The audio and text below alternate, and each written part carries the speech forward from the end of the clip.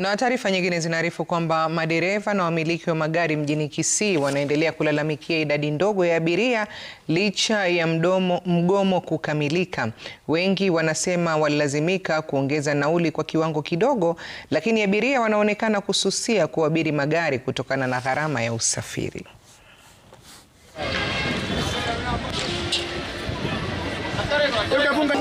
Maabiria hakuna. Tumehangaika kwa stage kutoka asubuhi saa 4. Tumefika hapa hakuna abiria.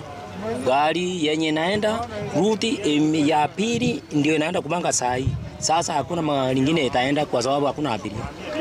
Juu ya hiyo mafuta. Sasa tungemuomba atupunguzie mafuta. Maana kila kitu kimepanda. Tafadhali rais, tunakuomba. Hii sio Singapore yenye ulisema tunaenda. Hii unatupeleka babaya. Jana nimechelewa nikakuja nikahangaika hapa town, nikatoka tena nikarudi kwenda nikalala tu hapa town.